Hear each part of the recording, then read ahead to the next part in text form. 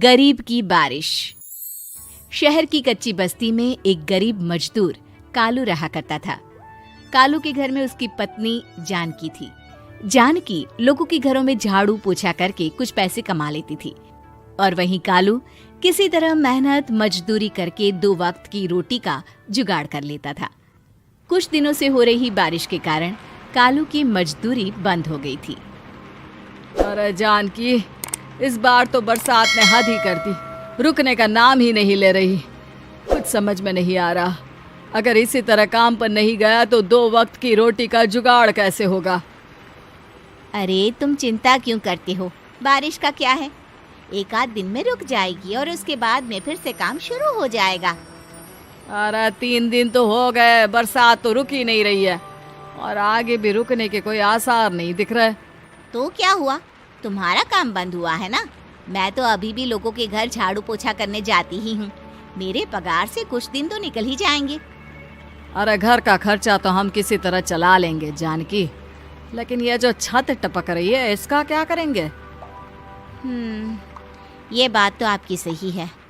हमारी झोपड़ी अब काफी पुरानी हो चुकी है और इसके छप्पर में भी कई सारे छेद हो गए हैं। रात भर पानी टपकता रहता है। अरे मैं भी इसी बात से बहुत परेशान रहता हूँ। कहीं किसी दिन ज्यादा बारिश आ गई तो हमारी झोपड़ी टूटकर बिखर ना जाए। राम राम राम, ऐसी अशुभ बातें क्यों करते हो? अरे ऐसा कुछ नहीं होने वाला। ये झोपड़ी ही तो हमारा सब कुछ है। अगर यही नहीं रही तो हम जाएंगे कहाँ? ठीक है जानकी, जब तुम्हारी पगार मिल जाएगी तो कुछ पैसे बचाकर झोपड़ी के छप्पर की मरम्मत करवा लेंगे। शायद हमारी परेशानी कुछ कम हो जाए। ठीक है जी, अब ना ज्यादा परेशान मत हो।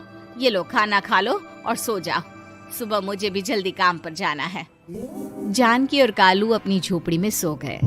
रात को अचानक से बहुत तेज बारिश शुरू हो गई।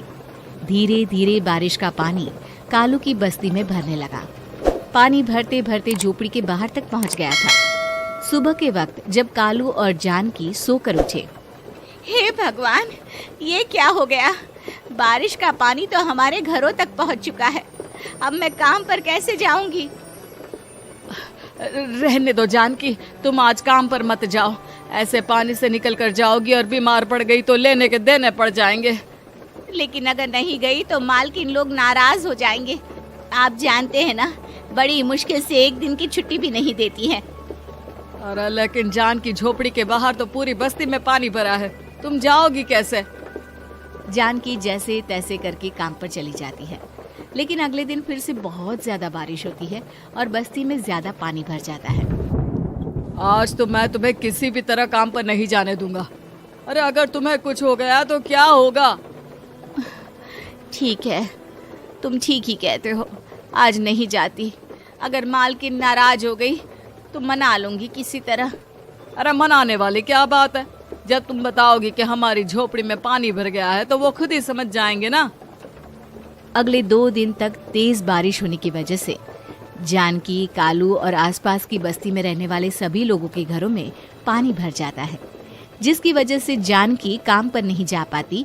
और 3 दिन के बाद जैसे ही जानकी काम पर पहुंचती है, कहाँ थी तुम? पिछले 3 दिनों से काम पर क्यों नहीं आई? मेम साहब, क्या बताऊं, इतनी ज्यादा बारिश हो रही थी, हमारी पूरी बस्ती में पानी भर गया है और उससे भी ज्यादा तो मेरी झोपड़ी के अंदर पानी भर गया। आप ही बताइए कैसे आती मैं? इसका मतलब ये हुआ कि बारिश होगी तो तुम काम पर नहीं आओगी? ना ना, मेरे कहने का ये मतलब नहीं था मेम साहब। तुम जानती भी हो 3 दिन से कितनी परेशानी हो रही है मुझे। सारा काम मुझे खुद करना पड़ा। माफ कर दीजिए मालकिन जी, पर मैं क्या करती, आने के लिए रास्ता ही नहीं था। सब जगह पानी भरा हुआ था। बहाने तो तुझे बहुत बनाने आते हैं।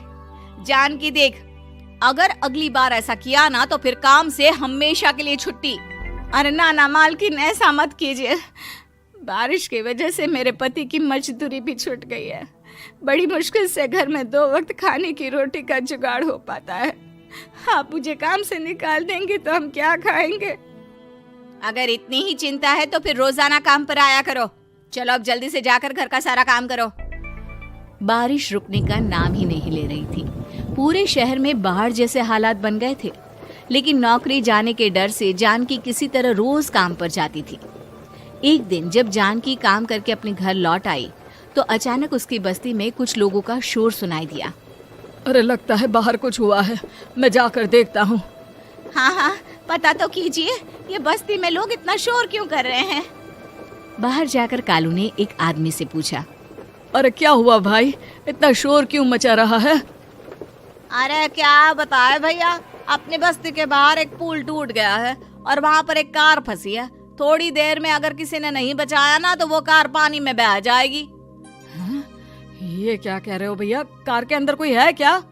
हाँ, कोई औरत बैठी है, अकेली है, बहुत रो रही है बेचारी, मदद के लिए बुला रही है।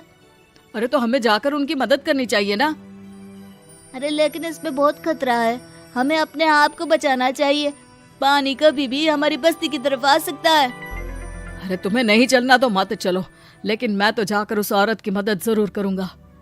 कालू उस जगह पर पहुंचता है जहां वो औरत कार में फंसी हुई थी।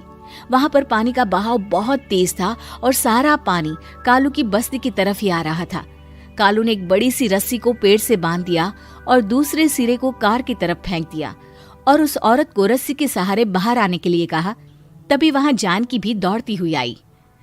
अरे ये तो मेरी मालकिन है, जिनके यहाँ मैं काम करने जाती हूँ। अरे मैडम जी, आप डरिएगा मत, आपको कुछ नहीं होगा। आपकी गाड़ी को भी मैंने रस्सी से बांध दिया है। थोड़ी देर में पानी का बहाव कम हो जाएगा, फिर हम आपकी कार को भी बाहर निकाल लेंगे। क्या तुम जानकी के पति हो? हाँ हाँ, जानकी मेरी ही पत्नी है, आपके यहाँ काम करती है ना। लेकिन मेम साहब, आप यहाँ पानी में कैसे फंस गई? अब क्या बताऊं, मैं अपनी सहेलियों के साथ पिकनिक पर गई थी, वहीं से लौट रही थी। अचानक पानी का बहाव तेज हो गया और मेरी गाड़ी फंस गई। अरे कोई बात नहीं मालकिन, अब ना आप बिल्कुल सुरक्षित हैं। मैं तो बहुत बुरी तरह डर गई थी, कब से मदद के लिए चिल्ला रही थी, लेकिन कोई मेरी मदद के लिए नहीं आया। भला हो तुम्हारा पति का जिसने मेरी जान बचा ली। लेकिन जानकी, मैंने तुम्हारे साथ बहुत गलत व्यवहार किया। इतने खराब मौसम और बाढ़ में भी तुम्हें काम पर आने के लिए कहा, नौकरी से निकालने की धमकी भी दी, और तुमने मेरी जान बचाई। मुझे माफ कर दो। अरे कोई बात नहीं मालकिन, आपकी जान बचाना तो हमारा धर्म था। देखो जानकी, तुम्हारी झोपड़ी में जो भी नुकसान हुआ है उसके लिए मैं तुम्हें पैसे दूंगी। आज तुम्हारे पति ने मेरी जान बचाई है और आज के बाद मैं तुम्हें कभी भी नौकरी से निकालने की धमकी नहीं दूंगी। आज मैं तुम्हारी परेशानी को अच्छी तरह समझ चुकी हूँ। हम जैसे पैसे वाले लोगों के लिए अपने घर में बैठकर बारिश का मजा लेना बहुत आसान है, लेकिन तुम गरीब लोगों के लिए बाढ़ और बारिश काफी परेशानी खड़ी कर देते हैं। ये बात मुझे आज अच्छी तरह समझ आ गई है। आपका बहुत बहुत धन्यवाद मालकिन। उम्मीद है कि आपको हमारी ये कहानी पसंद आई होगी। कृपया हमारे चैनल को सब्सक्राइब करें और सभी अपडेट्स के लिए बेल आइकन जरूर क्लिक करें। और हाँ, वीडियो लाइक और शेयर करना मत भूलिएगा। Bye bye.